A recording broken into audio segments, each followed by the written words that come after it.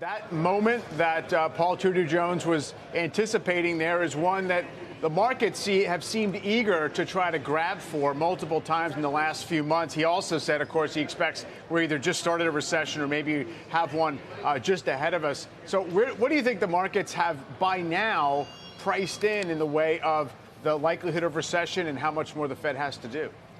Well, a moderate recession is beginning to creep into the market. The S&P 500 PE ratio, Mike, as you know, has gone from kind of 22 at the first of the year down to about 15 and a fraction. Of course, the question is, what are the real earnings? And that is a legitimate question. We'll get a lot more answers on that in the next couple of weeks. So I think some slowdown, modest downturn is in the market, but nothing more than that. And that puts it in kind of no man's land. There's risks to the downside with the Fed and inflation story, the earnings we just mentioned, the lurking financial stresses. But on the other hand, you've got an oversold market, as we just mentioned, a cheaper market, and sentiment is awful, which is interpreted as a positive. So I think we're in this frustrate the bulls, frustrate the bears zone. Right, and with all those things working in opposition to one another, it leaves a lot of investors with this idea of it really does come down to whether the Fed believes that something more serious needs to be done to throttle the economy than has already been done. So for all the talk over the years of how Fed policy operates with a lag, we're going to be up, 4 percentage points in the short end of the rates market in 9 months, and they're not waiting for any lag effects. It seems as if we're in a hurry. Are we just waiting for the proverbial accident in that instance? Well, the history is Feds or other central banks raised rates to target an inflation number, but inevitably a bump in the night gets in the way and they have to stop.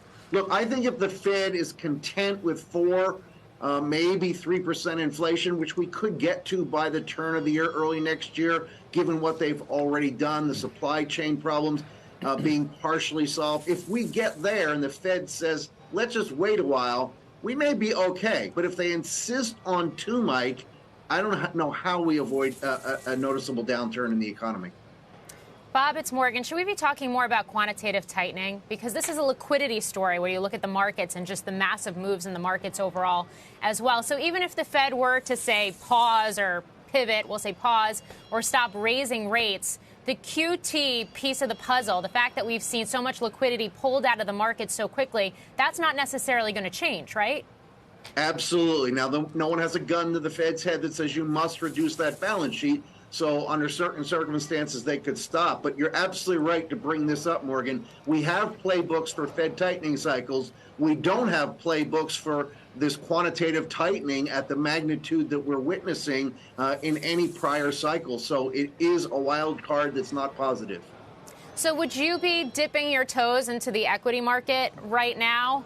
Or would you just be steering clear, given the fact that we have so many macro uncertainties? On downdrafts, of which we've had plenty, we are now in the process of beginning to nibble. On big up days, don't chase them. In fact, find some things in your portfolio you want to get rid of. So I almost say be responsive to the market. Big down periods accumulate, nice rallies, let a little bit go, stick with quality. Shepard Smith here. Thanks for watching CNBC on YouTube.